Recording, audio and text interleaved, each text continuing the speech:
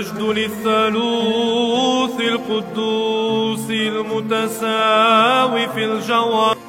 Shalom, salam sejahtera dalam nama Tuhan Yesus. Kita berjumpa lagi dalam channel Apologetika Leonardo Winarto.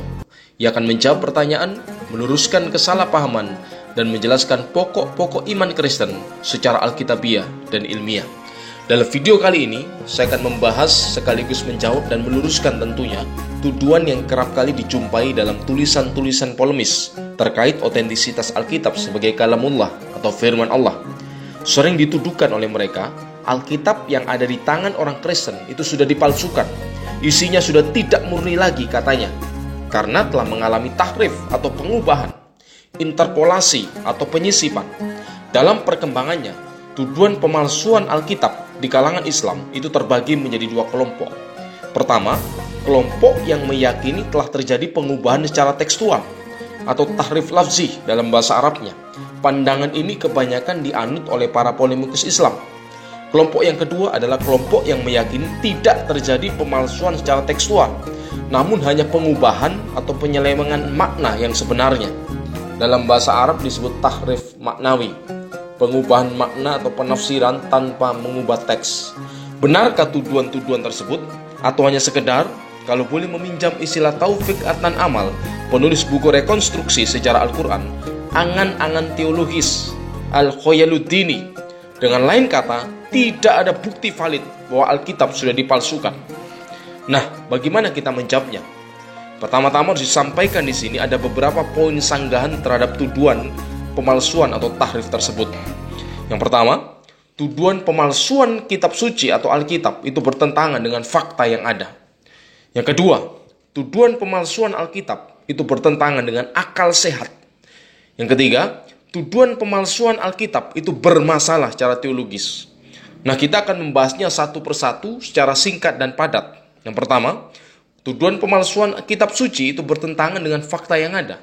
Sebab sampai hari ini, umat Kristen memiliki lebih dari 5.000 naskah kuno perjanjian baru yang terpelihara dengan baik. Naskah-naskah yang tertua ditulis di atas papirus. Papirus adalah kertas berbahan dasar dari sejenis ilalang yang tumbuh di pinggir sungai atau telaga.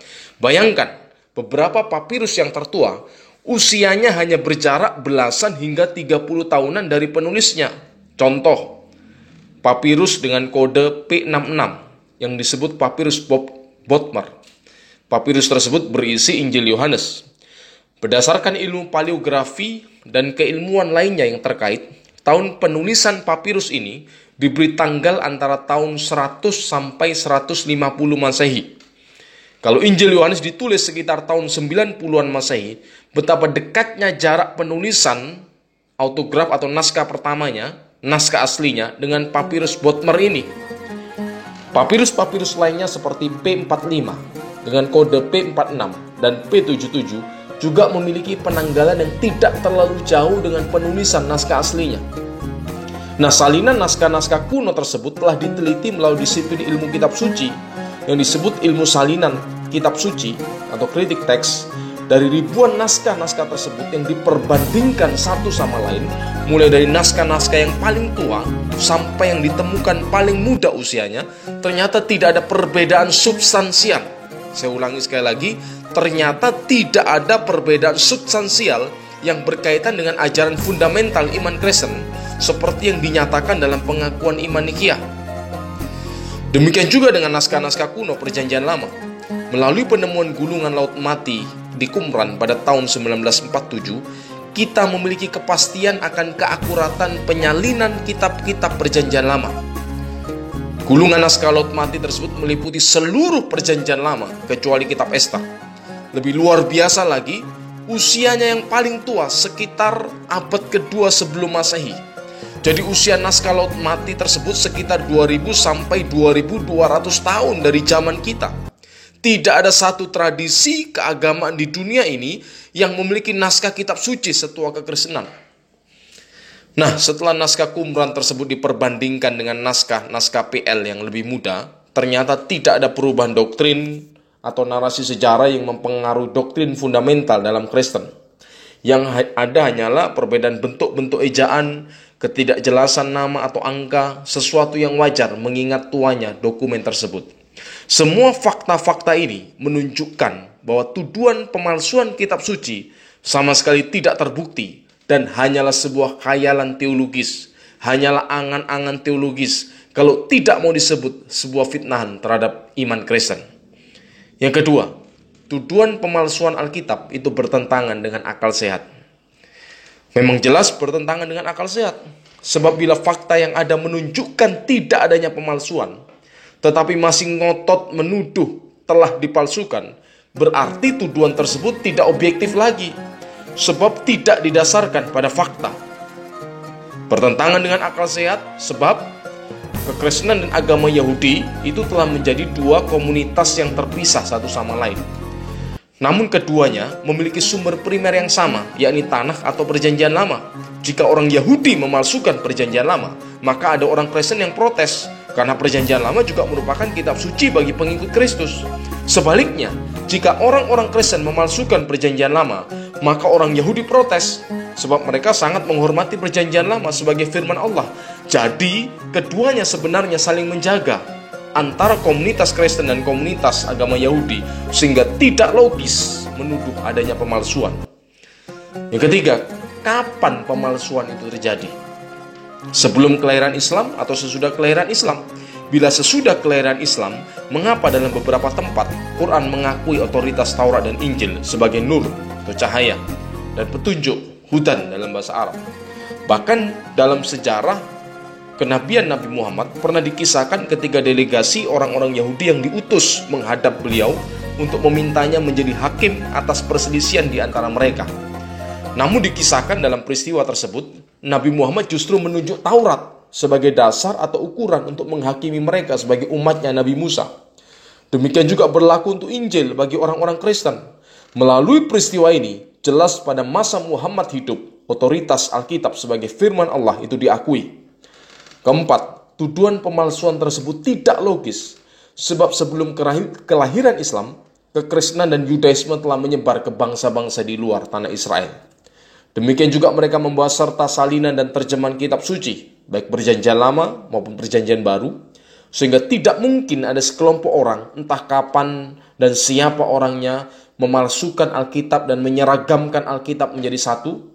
Jadi tuduhan pemalsuan Alkitab sangat-sangat tidak logis. Yang terakhir, tidak logis karena bapak-bapak gereja, yakni pemimpin-pemimpin gereja sekaligus teolog dan intelektual Kristen, yakni generasi setelah para rasul, banyak menulis buku yang sampai hari ini masih terpelihara dengan baik.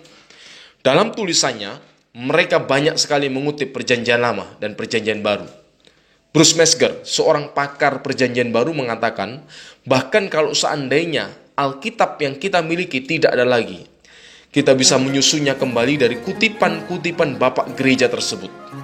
Fakta ini menjadi bukti tambahan terpeliharanya kitab suci dan tidak logisnya tuduhan pemalsuan tersebut, karena faktanya dari naskah-naskah salinan kitab suci yang ada sama saja isinya dengan ayat-ayat yang dikutip para bapak gereja tersebut.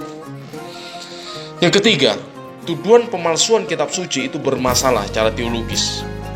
Kalau Anda mempercayai Alkitab bisa dan telah dipalsukan, berarti keyakinan teologis Anda tentang sifat dan pribadi Allah itu perlu dipertanyakan. Sebab bagaimana Anda meyakini Allah itu maha kuasa, namun pada saat yang sama ia tidak mampu menjaga firman-Nya sendiri dari pemalsuan? Tentu ini keyakinan yang kontradiktif dan mustahil dikenakan pada diri Allah. Bayangkan sebuah dialog imajiner. Suatu ketika Tuhan berkata pada orang Yahudi, ini sekedar dialog imajiner, aku akan memberimu kitab Taurat. Nah, setelah kitab Taurat diberikan, ternyata kitab Taurat dipalsukan. Kemudian Tuhan berfirman lagi, jangan khawatir, aku akan memberikan gantinya, yakni kitab Zabur. Aku akan menjaga kitab ini. Tapi ternyata Zabur juga berhasil dipalsukan. Zabur itu Mazmur oleh manusia. Lalu Tuhan berfirman lagi, kali ini aku berjanji akan memberikan kitab lagi dan menjaganya. Kitab itu kuberi nama kitab Injil. Ternyata kitab Injil berhasil dipalsukan lagi. Kemudian, seandainya ia berfirman lagi, aku akan menurunkan kitab lagi. Kali ini aku betul-betul berjanji akan menjaganya. Kira-kira apakah kita bisa percaya pada Tuhan yang seperti ini? Kalau sudah 3 kali ia gagal menjaga firman-Nya, bagaimana mungkin ia bisa dipercaya lagi? Karena itulah tuduhan pemalsuan Alkitab itu bermasalah secara teologis, sebab mengingkari sifat kemahakuasaan Allah. Alkitab dipalsukan, berarti Allah tidak maha kuasa.